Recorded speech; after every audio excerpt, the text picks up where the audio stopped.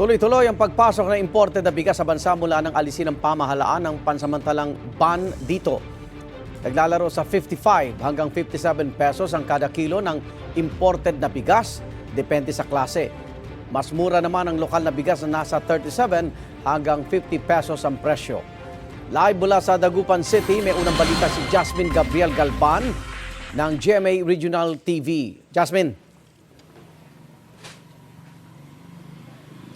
Igan, simula pa noong nakaraang mga araw ay tuloy-tuloy na ang delivery ng imported na bigas sa mga pamilihan, hindi lang sa lungsod na Dagupan kundi maging sa iba't ibang bahagi sa probinsya ng Pangasinan.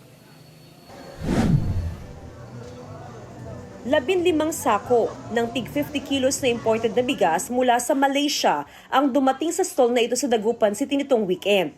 May mga darating pa raw sa mga susunod na araw. Nung ano pa siguro, nung 9 o 10 ata yan. Okay, marami dumating, sir? Sakto lang naman din po. Mahigit isang buwan daw na walang suple ng imported rice dahil sa import ban ng gobyerno na layong patatagin ang presyo ng palay para matulungan ang mga magsasaka. Ngayong Enero lang muling pinayagan ng pagpasok ng imported rice. Open na itong January, yung tariff is still 15% up to January 15, tapos mag-adjust sila ng higher tariff na 20%. Ang tingin natin, mas itaas ito ng 35% tariff, dapat ang presyo ng bigas hindi tumaas ng up to 40 pesos. Nasa 55 hanggang 57 pesos ang kada kilo ng imported na bigas. Ayon sa mga negosyante, marami ang tumatangkilik sa imported na bigas dahil sa magandang kalidad nito. Maalsa, malambot at mabango, pero para sa mga ordinaryong consumer, local commercial rice pa rin ang tinatangkilik dahil sa mas mababang presyo nito. Si Aling Donna, tig 40 pesos na per kilo ng bigas ang binibili para makatipid.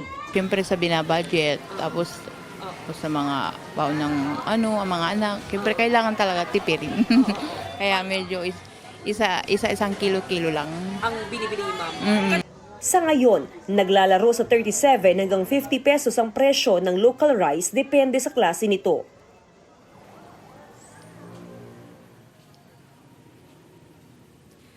Igan, ayon sa Sinag, sa loob ng 15 hanggang 20 days ay asahan daw ang mas marami pang supply ng imported na bigas na darating sa mga pamilihan sa probinsya ng Pangasinan. Samantala, tiniyak din ng Sinag na sapat din ang supply ng local commercial rice sa merkado. Igan?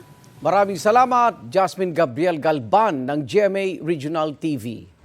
Igan, mauna ka sa mga balita, mag-subscribe na sa GMA Integrated News sa YouTube para sa iba't ibang ulat sa ating bansa.